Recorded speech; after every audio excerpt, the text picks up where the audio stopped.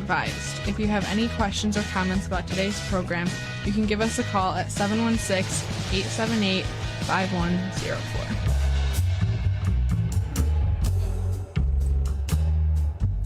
To join Mr. Hare on today's Living for the People, dial 878-5104. That's 716-878-5104. Or go to facebook.com/91.3 WBNY and comment there. That's facebook.com/91.3 WBNY. Courtesy. All right, here we go. Living for the People. This is L. Nathan Hare. Welcome to our broadcast. Focus on providing insight into events shaping our national and regional world and the facts behind those events and policies that are shaping our world for today and for tomorrow. Join us weekly on Mondays, Wednesdays, and Fridays from 9 a.m. to 10 a.m.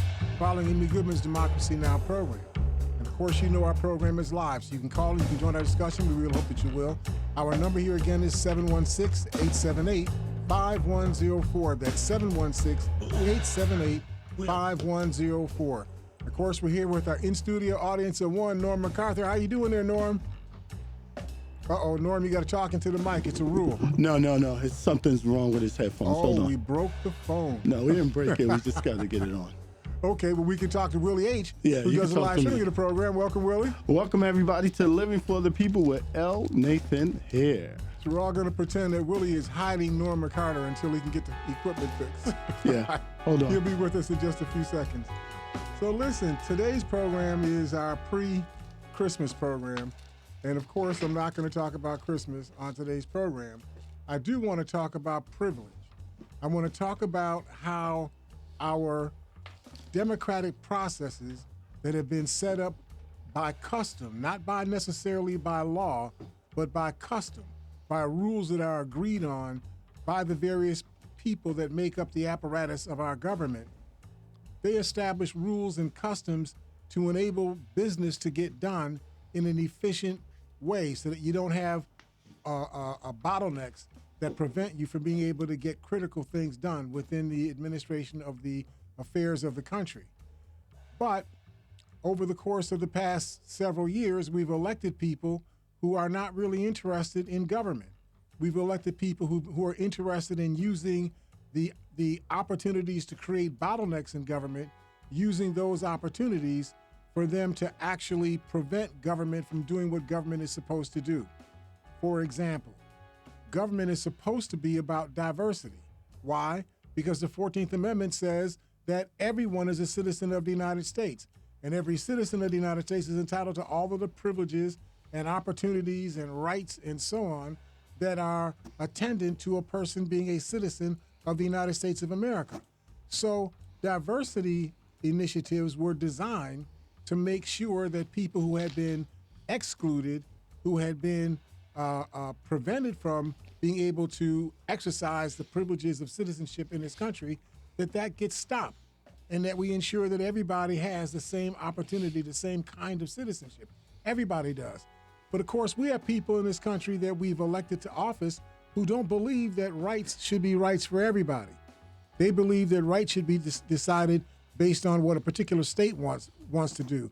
So a state that has had 4 or 5 or 500,000 enslaved Africans in it, and they have been building their economy on the basis of having a slave or nearly enslaved population of people to do bull work in that state.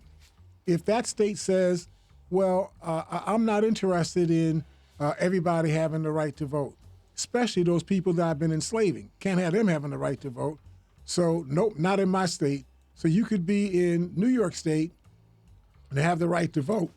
You could drive through the Quakers in Pennsylvania and get to Virginia and find out you don't have the right to vote.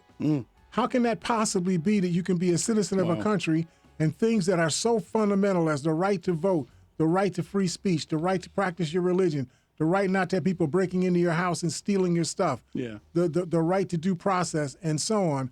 How is it that you can live in this country and not have the same rights everywhere in the country? Right. Because people are manipulating the protocols of democracy and saying, well, we all have the same rights, but my right for states' rights is superior to your rights for your individual citizen rights. Right. So I, as a state, can decide, no, I have the say on what you can do, what that woman can do with her body. You don't get a say about that. I get to make a decision about that. As a state, you can go to the state next door and they say, no. In our state, your body belongs to you. In fact, we're giving you your body back. Please don't hand your body to us. That's your body. You take care of that. Right. I know for a while women didn't have certain rights, and then nationally they did. But now what you're saying, also, those rights that they worked for hard, those will even be taken. And we know rights for other people, people of color, whatever.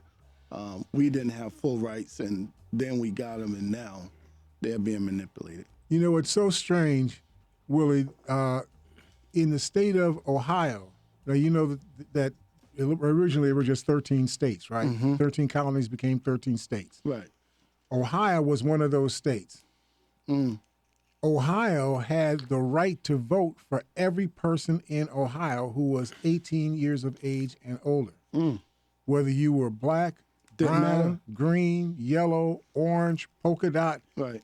white, whatever your spin was, whatever religion you were in. Are you saying that was first? Ohio was first? I don't know if they were first. Oh, okay. I just know that when the country was formed, Right. they had that. Okay, Ohio had it. In 1803, They had it. they said, "Oh, we're letting people to vote. They're not letting people vote, in Pennsylvania. They're not letting people vote in Maryland. They're not letting people vote in Georgia. Why do we have to let those people vote?" So in 1803, they took away the right to vote. Wow. See, this is the stuff that we don't understand. Wow. This is so abusive. Can you imagine today, in today's environment, if I were to say to you that you do not have the right to vote in New York State, what you would do about that? Yeah. Can you imagine what Yeah. kind of chaos would be in the streets if somebody were to try to do something like that? But that was done in Ohio. They took away rights that people had, and it almost broke the state of Ohio. It broke the back of that state. Go ahead, Nora. Just a quick question, Mr. Hare. In Ohio, you say they took away the right to vote.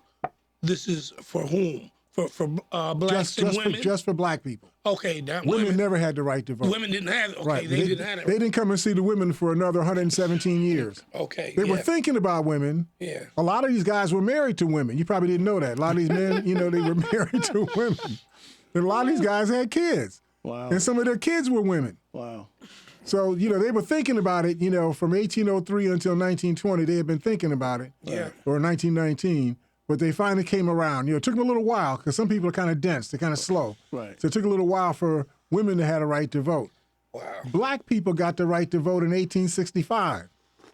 So, Women didn't get the right to vote until 1919. So are you telling me? And I mean, they looked at a black man Right, having more say right, at that point in time than a woman. right. Wow. Because remember, the fundamental huge. premise of the American society, the American experience, they keep talking about the American experiment.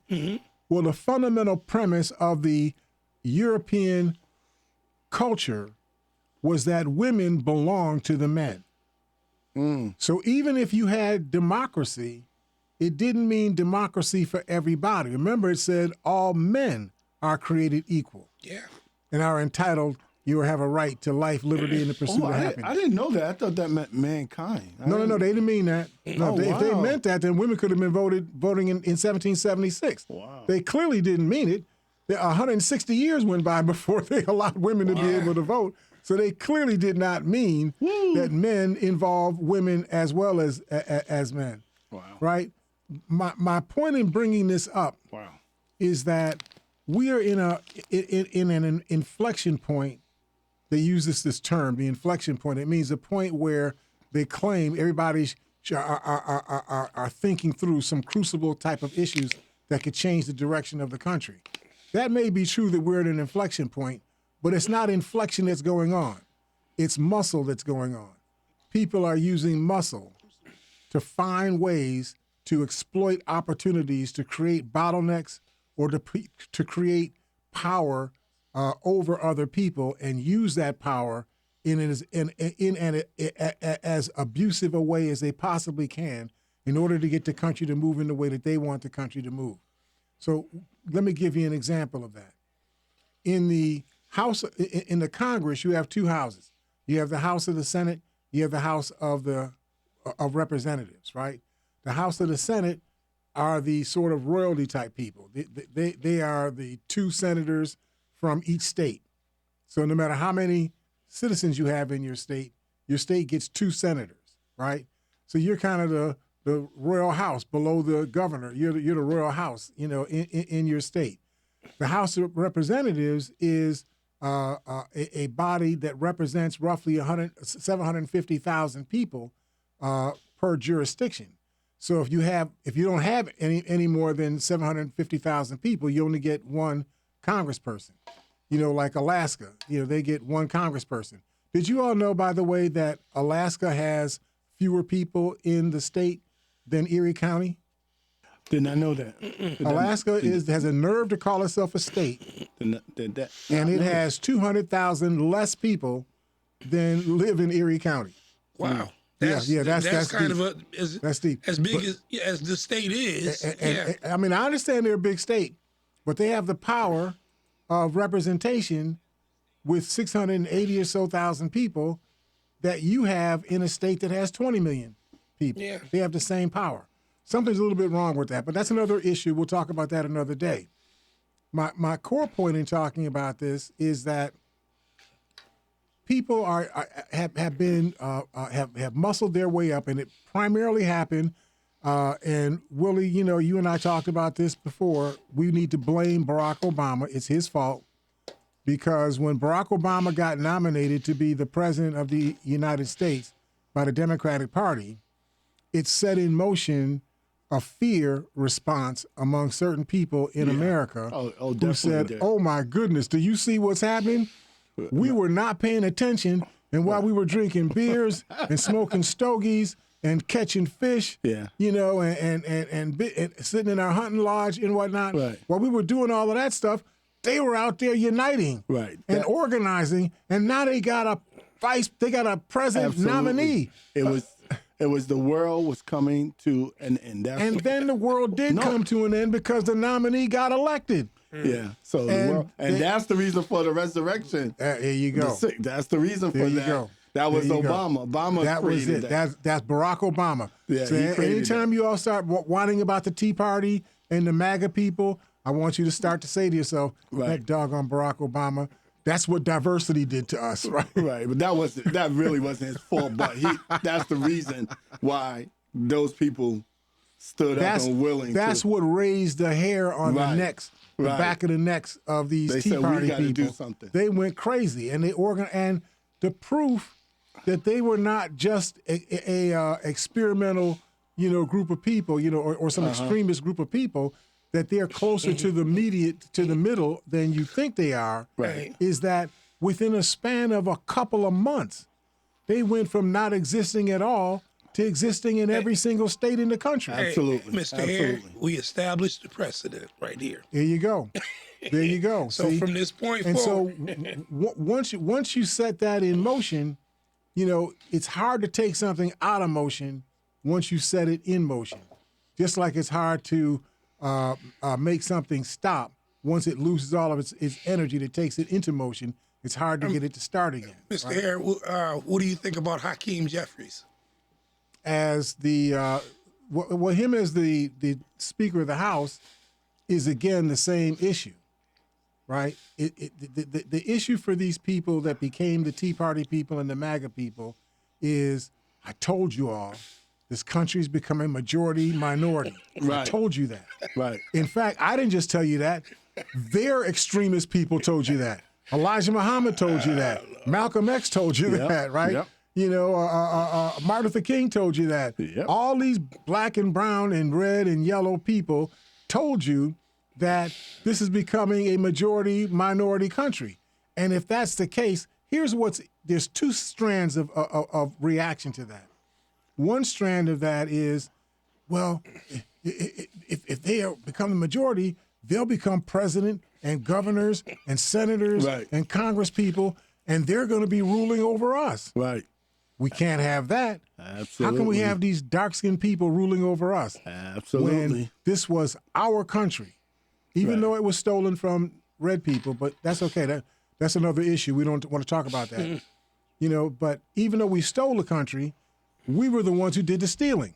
It was European descended Americans who did the stealing. And so we should keep the fruit of what we stole because we stole it. Right. I know you all who are street players know what I'm talking about. Right? So you got that strand. Right.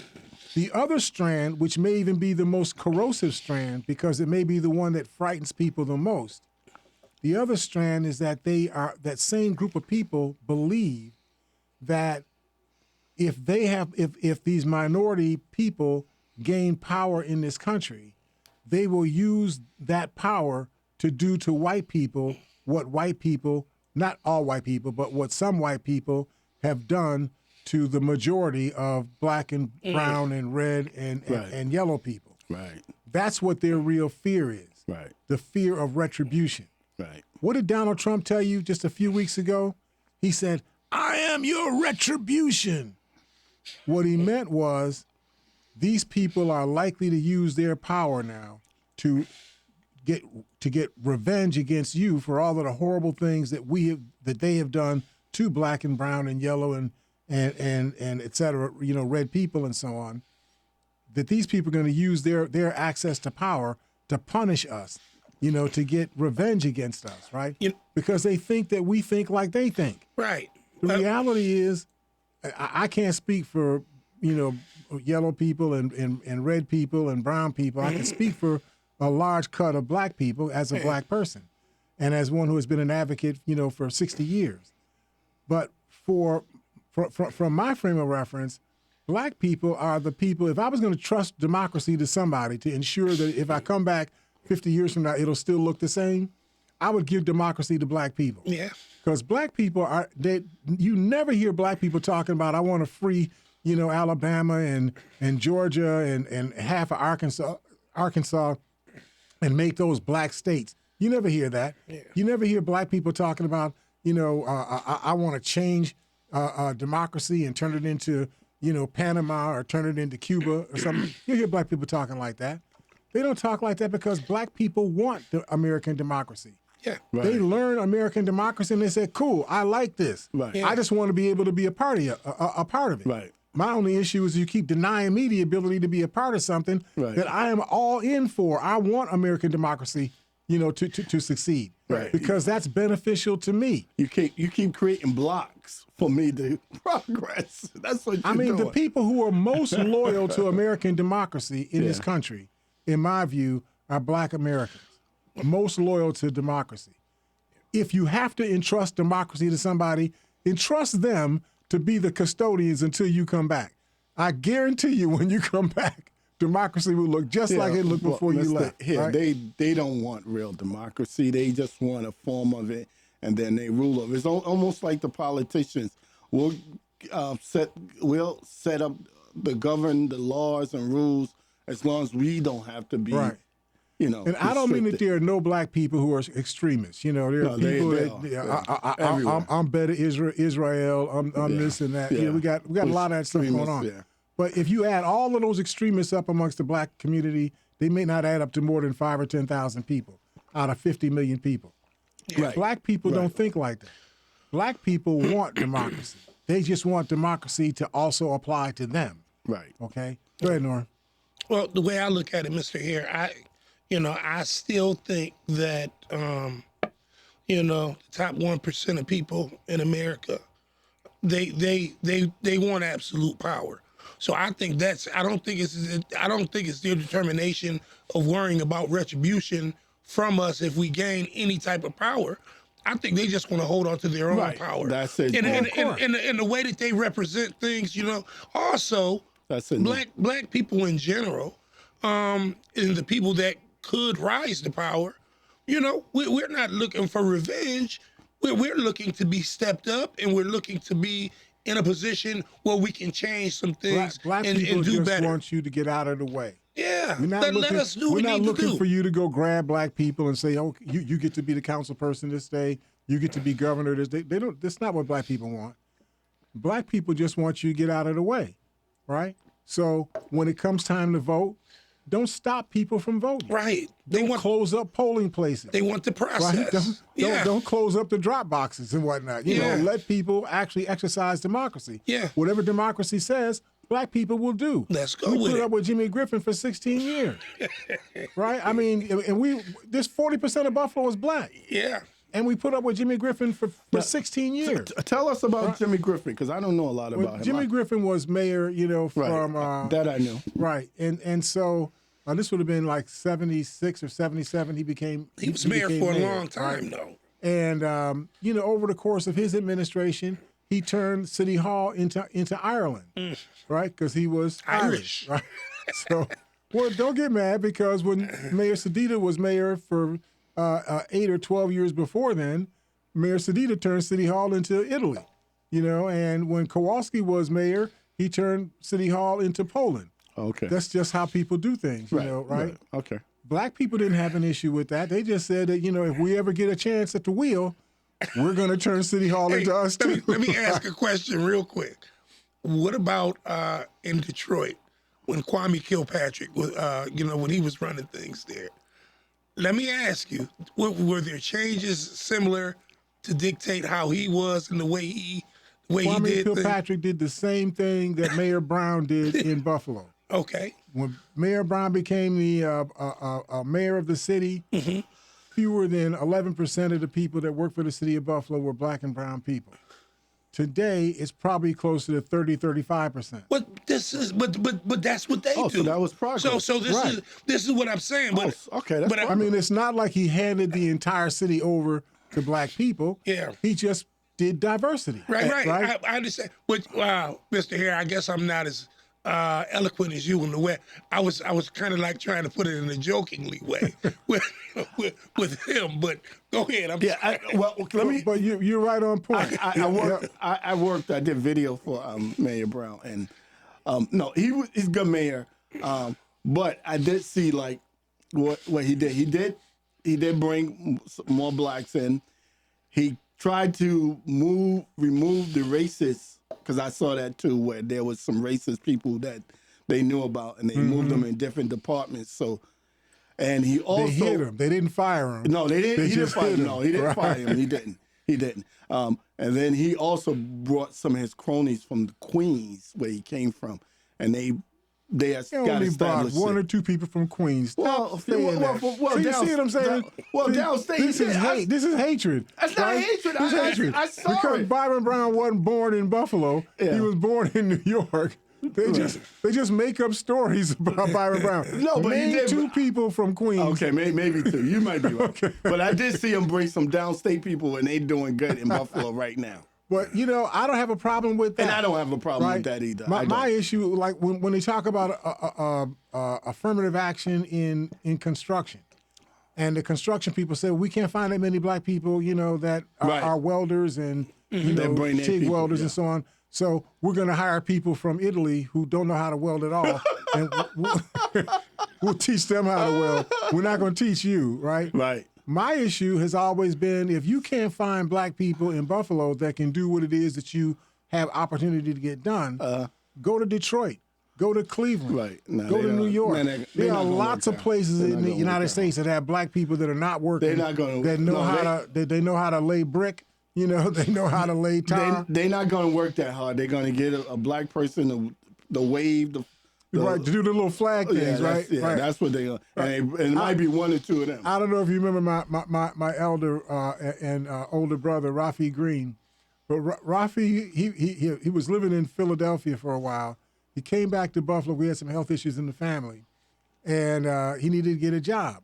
He's on a bus, and he sees, this is an off-the-wall story, right? He sees this lady on Jefferson near Best Street, and she's waving this red flag. Right? And he says, out of the bus, he rolls the window down. He says, "What are you doing?" And she said she was a construction worker. He said, "Well, what are you constructing? What are you doing?" This is when they were trying to work on knocking down used to be War Memorial War Stadium, Memorial. right? Yeah. Okay. And she gave him, that story, and he says to her, "Well, how did you get this job?" And she said she went and she applied, New York State Employment Service, someplace like that. So he went and applied for a job at the same place, right? Uh-huh. They told him there's no room at the inn for you. Right? We have a manger out in the back. You can go sleep in the manger. Wow. We don't have any room for you in the inn at Wow. all. Yeah. Right? And that's So and that's it. He went to City Hall, just what you're talking about now. He went to City Hall. Uh-huh. He talks to Roger Blackwell, who was not Roger Blackwell. Oh goodness, George K. Arthur. He talks to George K. Arthur. George K. And he says, ooh, goodness gracious, names just get away from me. David Collins. He talks to David Collins, right? Who was a council person for the Masson district. This was his district. Mm-hmm. So he goes to David, tells David the story about the lady with the flag and whatnot. And he said, "I'm not feeling this. Why am I walking around here unemployed? I can wave a flag." He said he took a flag out and waved the flag in front of David. Said, "I can do this all day." Right? The thing that was most funny about it, though, is David went and called somebody and got him a job. All right. And he got out there with his flag, right? In another job site, right? But he got his flag, right? I like that. And out of that, he wound up working in construction for like 8 or 9 years after that. Nice. It really changed the course of his economy, Right. in his life. Right. But my main point in talking about this, I got on this because of this issue, almost unrelated. Tommy Tuberville, a senator from Alabama, he had placed a hold on promotions. Something like 456 military people who were in line for promotions to divisions, to be directors or captains or whatever it is, commandants of various divisions, to become generals or 2-star generals or 4-star generals, whatever all that stuff is that makes up military appointments. That stuff generally gets done on an annual basis, sort of like on a cycle. Yeah. And in order to make the system work, they try to do all of these things at the same time. So unless somebody has a particular issue with a particular person, then you'd want to take that person out of the queue and have that person treated individually. You try to get everybody else to be in one bulk resolution. So there'd be 456 names for 456 different positions, and they would vote for all of them in a block in a unanimous consent vote. Doing that saves a lot of time. Otherwise, you would have to do an individual meeting, a nomination, and then a Senate meeting, and then a procedural vote, and then an actual vote, a cloture vote, and then get actual vote on this individual person. That would be 600 or 456 of those procedures you would have to do. That would tie up the entire year of the Senate just to do that. Yeah. So they develop protocols. My point is they develop protocols in the Senate to smooth out things like that. Since you're going to do 99% of those promotions anyway, what you do is you set up a process that says if you have anybody amongst these 456 people that you specifically do not want to be promoted, tell us who that person is. We'll take them off the list, and we'll get everybody else done all at one time. Right. Then we can have a little fist fight over the people that you didn't want to be able to go through that procedure. Mm-hmm. Are we at the half-hour point? Yes, we are, sir. I'll get to the rest of this on the other side of the break because this is going to take me a few minutes to explain this story. I just want you to understand what's at play here. Democracy works because you have customs and rules in the governance of the democracy that are not established in the Constitution. They're not even established in a particular law. They're just rules that people created to make the processes of government work more smoothly so that we don't have bottlenecks. You know what I mean? We can move things that are going to have to move and are going to move anyway. You move these things on a routine basis. On the other end of the break, Mr. Hare, segue off of what you're saying, I'd like to ask you a question similar, but... All right, you got it. Okay. So put a post note on that. Please don't go away. We will see you on the other side of the break here at Living for the People at 91.3 FM, WBNY. See you in a minute.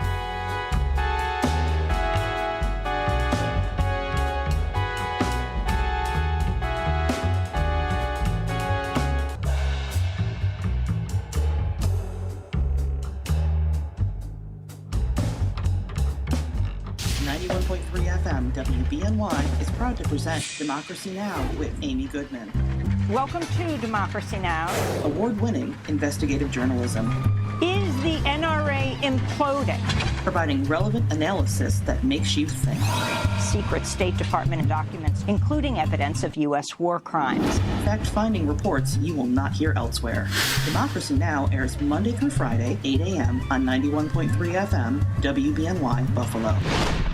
Ready for radio that's challenging, innovative, and encouraging? Tune in, Living for the People. This is L. Nathan Hare. Join me right here, 91.3 FM WBNY. Mondays, Wednesdays, and Fridays at 9 a.m. after Amy Goodman's Democracy Now! We'll provide objective analysis regarding current issues. Call 878-5104. It's Living for the People on 91.3 FM WBNY.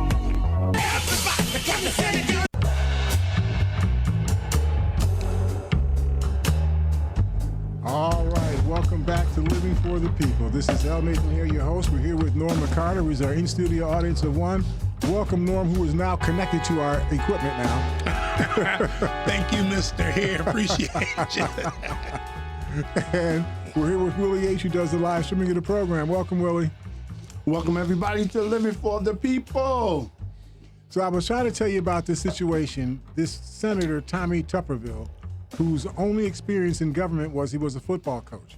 Don't ask me what that has to do with government, but that's the only experience that he has. He went from being a football coach for the University of Alabama to being a senator. And his reputation or his resume for being a senator, to get elected to be a senator, was he was a coach for the Alabama football team. It was organization. Yeah, something like that. I mean, so there's that strangeness.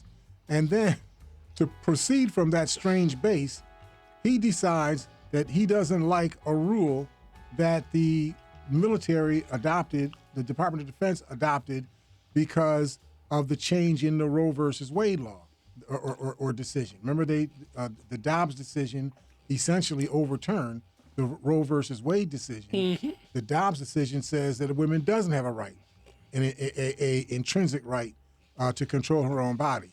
That right is up to the decisions of the state legislature.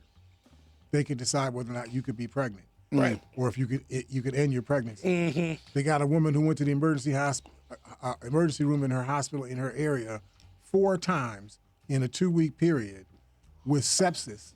Something that can kill you, right? Because her baby is, I hate to say it the way I'm going to say it, but the baby is malformed. The baby is likely to be born with only half a head. Yeah, I mean, they got machines that can tell you what's going on with a child. So this baby is in real trouble. This pregnancy is in real trouble. The risk to her, instead of being like 1 out of 18,000 people dying with this situation, her risk is more like 1 out of every 50 people that have this situation could die.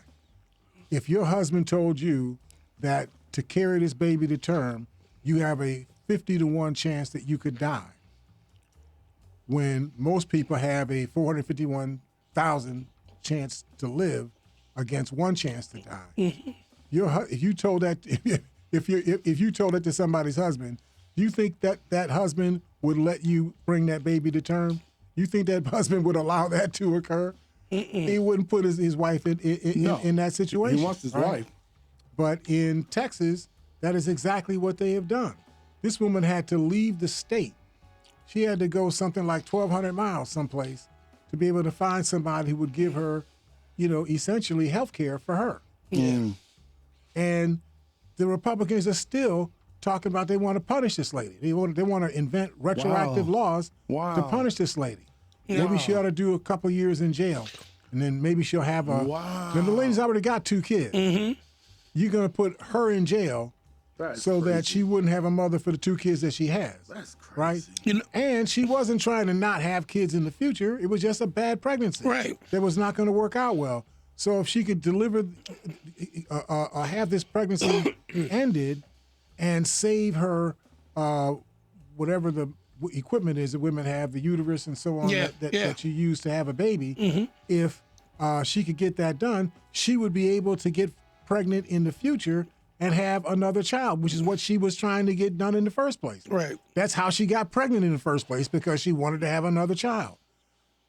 This is insane. Mr. Hare, this is something I heard, and this is kind of a little different, but in certain hospitals, even certain ones here, in Buffalo, they save the life of the child before they save the mother.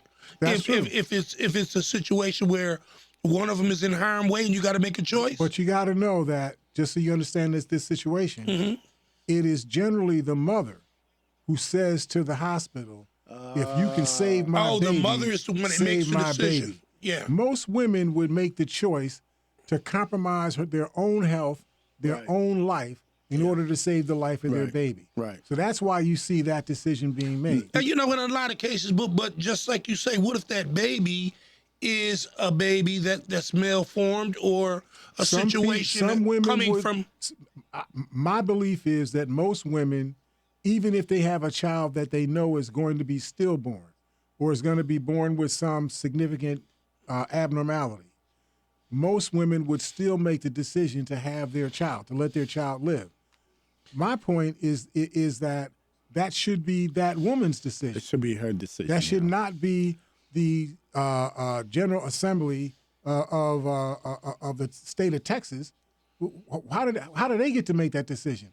She actually went by the rules that have been adopted in Texas, by the laws adopted there.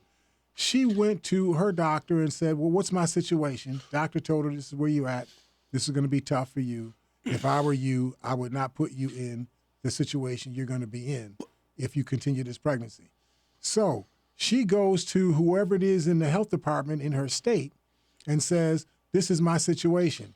Your law says that I can't do an abortion except under some exceptions. This appears to be one of these exceptions. So I just need you all's rules so you don't come back and try to put me in jail because I had an abortion under these circumstances. And they said, well, we read your case. We looked at all your specifics and whatnot. And, me and Ted Cruz and, Bonzo and, whoever else are the governors in our state, Greg Abbott, we decided that, no, I think you ought to carry this baby to term. If it only has half a head, well, then we'll just have a half a head baby, and let's just roll. That's really what was said. And they put this woman in that position. The woman almost died. Yeah. And they didn't care. They're sitting here playing games. Their courts didn't care. They put this before a judge, a lower court judge, and the lower court judge agreed with the Texas law and said, well, you got to wait. Let's see if the health progress gets better. You got to wait. What do you mean you got to wait? Putting yourself in more danger. The longer you wait, the worse the situation is going to be. Right. So my only point in bringing this up is that this Tommy Tupperville fellow, he decided to put a hold on all of the military promotions that were up for this year. This goes back to February of this year. All of those military promotions were supposed to have been done in February, have been held up until a week ago. They were held up because he put a hold on the consideration of them. So he probably didn't realize this, for our audience, that for division level offices in the military, they require the approval of Congress, the approval of the Senate, in order for those promotions to go through. So for you to move from being a no-star general to being a one-star general, that has to go through the Senate. Now, how would the Senate even know who these people are, right? You're the senator from Texas. You don't know the people from Arkansas or the people from New York State, and so on. So it's really just a protocol. It's a routine. Unless somebody in that state who has an issue with a particular person raises that objection, you would just let everybody who was on schedule to be moved into a particular, a promotion, you'd let those promotions go through. Right. And that keeps the system moving efficiently and so on. But Tupperville decided that, well, I have a different issue. I don't have an issue with any of these people that you're talking about promoting. I have an issue with you saying that you could take military money and use military money to pay for the transportation of a woman to go to another state to have an abortion, even if the military is not paying for the abortion, she's paying for the abortion herself, but the military is paying for her transportation to get from her base to the medical facility that she's going to, and we don't want that to happen. So, nasty break, unless you do what I say, we're not going to let any of these promotions go through. This has been going on since February of this year, right? At the end of the day, Tupperville had to give in because the Senate session was going to change, and they'd have to start this process all over again. And this was bringing a lot of negative attention to Tommy Tupperville. Right. So he wound up giving in on this issue. So he was, I think the newspaper article reported him as being 0 to 456. 0 wins, 456 losses, right? But I talk about this because this is the problem that has been created when Willie decided he wanted to make Barack Obama the president of the United States. This is when this all began. Now, the Tea Party people responding to Willie's choice, the Tea Party people emerged and they turned into the MAGA people. And the MAGA people are saying that I don't care about good governance. I don't want him to be in charge of anything. Right. Right? Right. So I'm going to stop government from moving at all until you get moved. Right? That's really what's going on right now. Yeah. All of these people who are not people that really believe in democratic processes, that do not really believe in the democracy of America that America is. They only believe in having things their way. You know, we want white people on top and only our particular brand of white people on, because there's a lot of different kind of white people too, right? Right, that's correct. So Absolutely. we just want our particular Absolutely. brand of white people, you know, on Right. top. Then we want other white people below Right. them. Then we want to have less than white people below them. Right. Then we want this really dark, like really for absolute certain you're not white people. We want to keep them as servants. You gotta keep them at the bottom. Keep them as servants. Yeah. Now I'm oversimplifying, right? Yeah, but You know, that's basically it. I do have to say that I still believe that most people in the country want democracy. I really do believe that. I think most of the people, but I think there are a group that just want, like Norma was saying earlier, just want to keep control. They happen to be probably not white people, Caucasians. We got somebody calling. I think no. we have a caller? No. Oh yeah, we do. Caller. I do. All right. All right, let me get them on. You're going to grab that call. Yeah, I'm gonna and grab so that call. I just want us to understand that this sets up, you were talking, Norma, about precedents, right? Yes, sir. This sets precedent in Yeah. place. And Right? yeah. So once you go down this Can road you hear me? of using your ability to do these holds to prevent Yeah, can I things I'm gonna like put you on air. unanimous consent to go through. Okay. Once you go down that road, other people are going to say, I didn't even know that road existed. Yeah. I'll go down that road too. I don't want orange birds to be allowed to land in Baltimore, Maryland, and so on, right? I mean, there'll be all kinds of mischief that will be created Yeah. because of that, The right? Do we still precedent have that caller hanging established. on? Yeah, we got the caller. Let He me said- grab that caller real quick. Hi, caller, are you there? Yes, I am. How are you? All right, good to hear from you again. Big bro. Glad Yeah, you're still yeah. listening. I just wanted to kind of illustrate what you were saying about Barack Obama. I was working at the time when he was being inaugurated, and we had a couple of people in my office who made this comment that, are you ready for the rapture to each other? Right. I And got the they same were, thing. Same thing. Confident that this was the end of the world. Right. Same thing.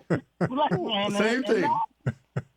All the white folks was like, this is the end of the world. And that's what they thought was going to occur. Yeah. And what they've been trying to do is to set the end of the world stuff in motion so that they could justify what it is that they believe, right? Right. They really want to see the end of the world occur. They want. You hear these people talking about race wars and civil wars and Yeah, so on. yeah. How can you need a civil war because somebody became the senator of a state or somebody became the governor of a state? What's that got to do with the Civil War, right?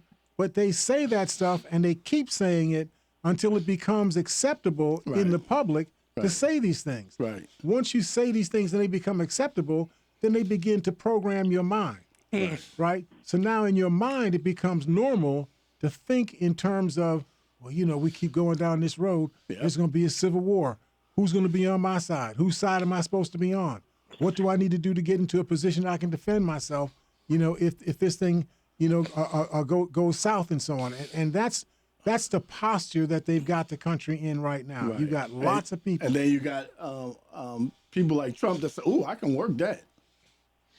Listen, you got 430 million guns in the hands of private people, not the government, not the police force, not the National Guard, just in the hands of private individuals. There's 331 or so million people in the United States, and between them, they have 430 million guns.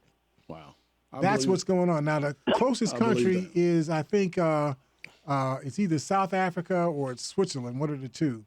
And they have households in which about 55% of the households have somebody in it that owns guns. But these are also places that have almost no gun deaths, you know, at all. They know how to behave, you know, with guns. Clearly, the United States does not know how to behave with guns. We have more mass killings than anybody else on Earth by a quantum amount. Planet. Wow. Okay, so we should not be trusted with guns.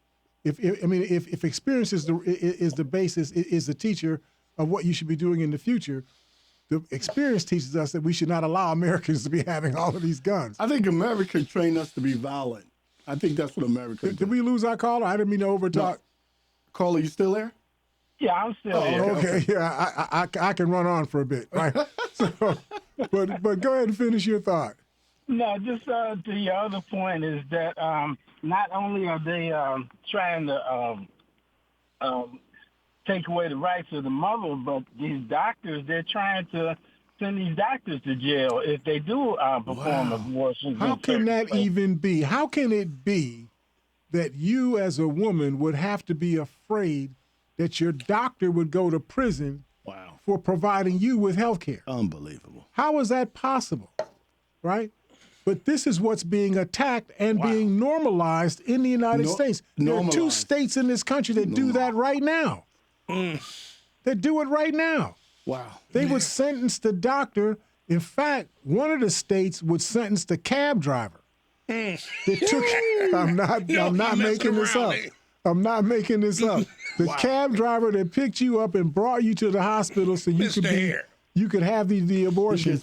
That cab driver could do 2 years of time. Mr. Hare, are you joking or are you serious? I'm not joking. This is law in Texas right now. Wow. Right? So between them and I believe it's either Arkansas or Alabama, one of the two, have this law right now that you could be sent to prison if you transported a woman from her home to a medical facility where she had an abortion. Oh, they would never know, though. How would they? I mean, come on. Because people at the hospital would rat you out. Right. There'll be somebody there. There'll be somebody there. But listen, I mean, how did we know that they were cheating in the 2020 election? And, you know, it was the Republicans who were cheating and harvesting votes, you know, and so on, right? How would you know that if somebody didn't tell you about it? Yeah, well, you know? Yeah, no doubt. Yep. So is that your thought, or you got a little bit more you wanted to say? Bro, you still there? He's gone. Okay. All right, great. So Mitch McConnell, in theory, Mitch McConnell or the Senate Republicans, if they wanted to stop this insanity, they could do it at any time. If the senator who was placing the hold is not physically on the floor of the Senate, you could actually have a vote taken while that person is not on the floor to what they call a cloture vote, to close the debate on that person's nomination or on that hold, to close the debate on that hold. You could actually have a vote when that person is not physically on the floor. Because if you put the hold on something, you have to physically be on the floor. If a vote is being taken about that hold, you have to physically be there. If you're not, you lost your chance to vote, on that issue.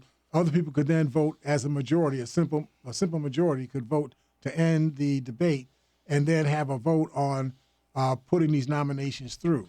So these things could be done, but none of the senators want to do that because they like the ability of one senator by themselves being able to put a hold on a proceeding, because that gives that senator power, it gives that senator leverage over the president or over other people in the Senate or the Congress. So this model only works if there's a gentleman's agreement amongst everybody not to abuse the model. The problem is the gentleman's agreements have been vacated because you elected Donald Trump. Yeah, Donald Trump don't believe in gentlemen's agreements. Yeah, they don't agree with that. Okay, Donald Trump said, that hand you feel in your pocket. You in your pocket tried to grab your wallet, and there was another hand in there. Get your hand wrestling with your with your wallet. That was Donald Trump's hand. Okay, he's coming to get. There are no gentlemen's agreements. In Donald Trump's world. Mr. Hare, I'd just like to ask. This is a completely different subject.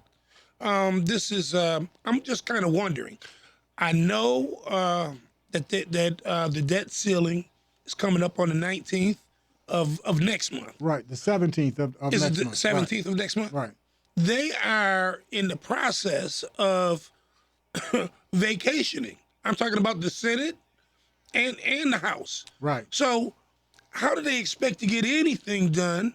They're not going to come back until 3 or 4 days before. They're taking all of the affairs of the governance of the United States and putting them on a shelf in a closet. And they have a on vacation sign, on the affairs of the United States. Yeah. We'll see you in September. What kind of stuff is this, though? I'm not.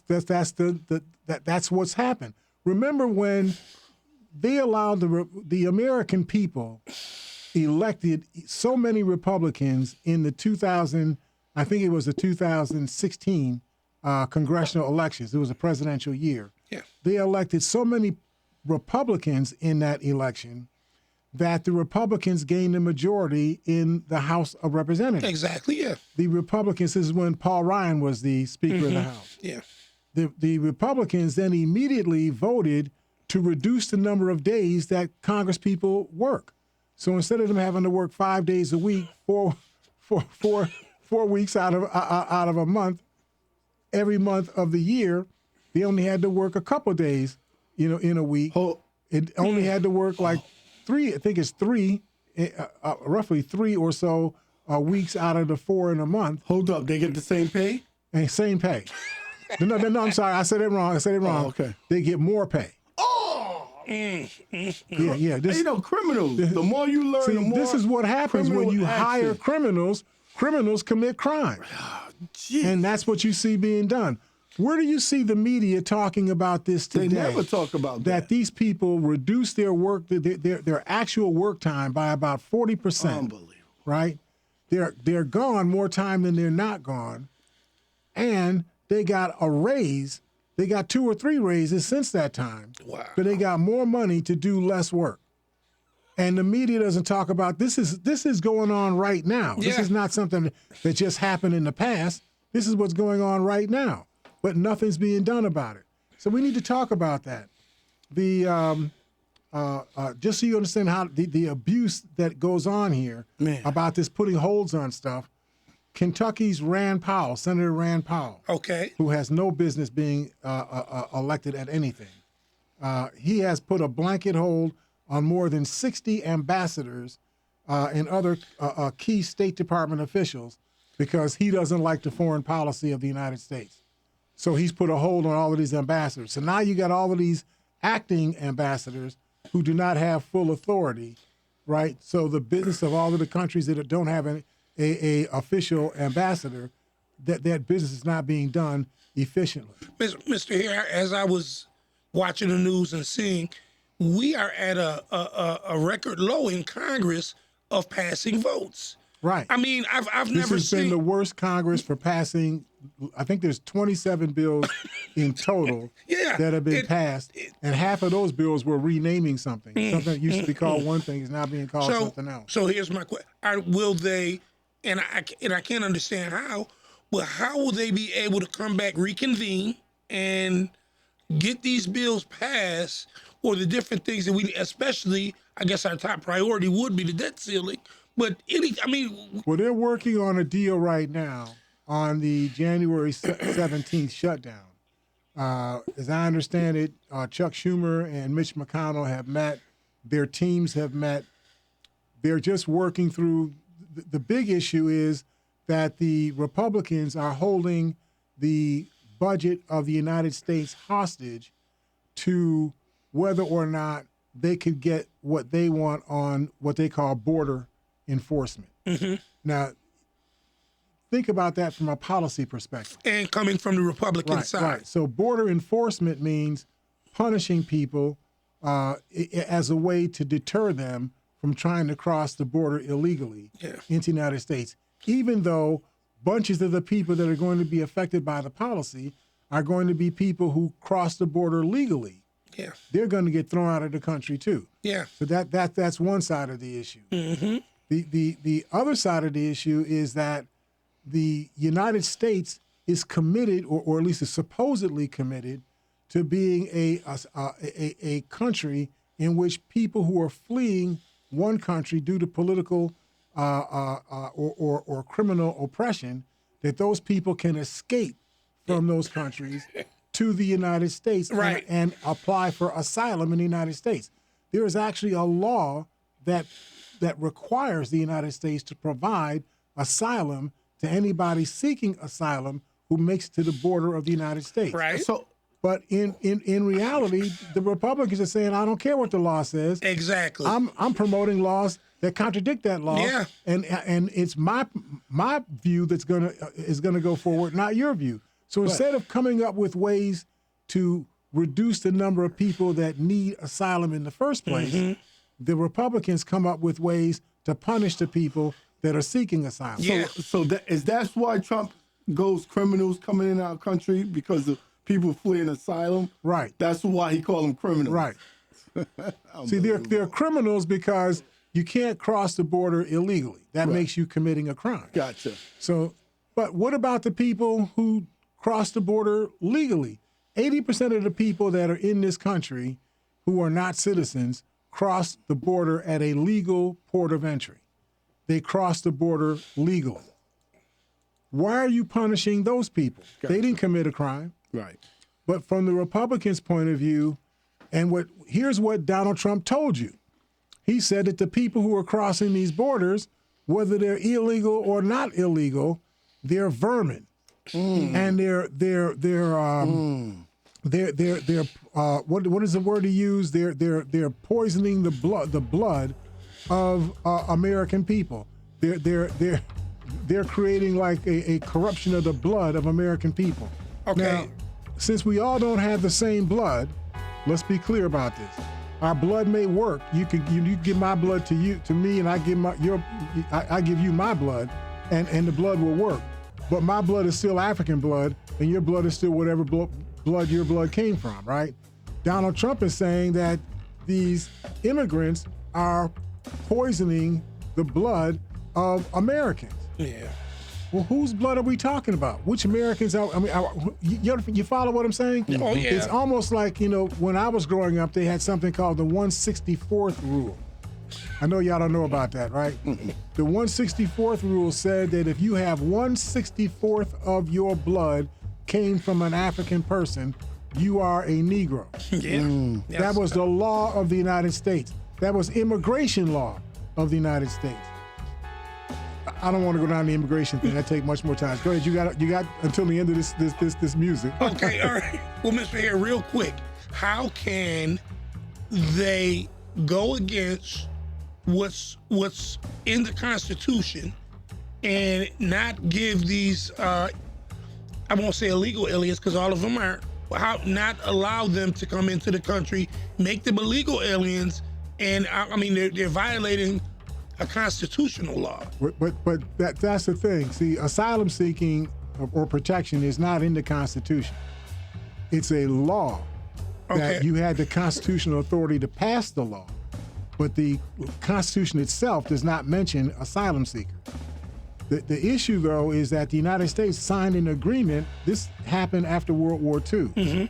You had all of these people that are in oppressed conditions as a result of the war who were seeking asylum, seeking help, and so on. You had people that were being preyed on by other countries during that time. Turkey was having its issues with people. The Armenians were having issues. Issues were going. Cuba was having issues, and so on. The United States passed a law in concert with other United Nations countries, passed a law saying that the United States would accept or would provide a place of refuge for asylum seekers. Now we have Republican people, and it may not just be Republicans. I haven't seen any Democrats on this, but we know for certain there's a bunch of Republican people who are saying that we don't care what the law says. We want laws that say that you can't bring these asylum seekers to the United States. And their rationale is there are too many people seeking asylum. I agree with them. There are too many people seeking asylum. We got 8 or 9 or 10,000 people a day trying to seek asylum into the United States. You just can't absorb that many people and provide support for all of those people so instantly. Even though we're a big country, we have a lot of money. But when you start talking about 600 to 1 million people every year showing up on your border, and you got to put $10,000 or $20,000 a year together to support them. Now you're talking about money in the area of 20 to 60 or so $billion a year that's not in your budget. So I get that, right? My issue is solving the problem is solving why the people are coming to your country in the first place. So I was going to talk about this. We took too much time to talk about it, but you remember the hair model, right? Yes, sir. I do. I'll bring it back when we talk on Wednesday because we're going to be off on Christmas. All right. But when we talk on Wednesday, I'll revisit with that model again. Yeah. I think that we could mitigate at least 50, maybe 75% of the asylum problem by giving people some place to go that allows them to be able to eat and have a roof over their head, work, have clothing, work, own stores, and so on. We could do that stuff. That's possible to do if you start thinking in a humane way. The people that have control over a lot of our democratic processes do not think in a humane way. They think in an inhumane way. Good people, stay tuned in for the hair solution. All right. So thank you all. Please have a wonderful holiday. Christmas is on Monday. It's a long weekend. Make sure that we survive the weekend, that we get to Tuesday and we're in good shape. We get to Wednesday, we're in better shape, and we're getting ready for New Year's on the week that follows. Thank you all for listening to us and supporting us. We look forward to talking to you all next week here at Living for the People at 91.3 FM, WBNY. See you all then. Merry Christmas.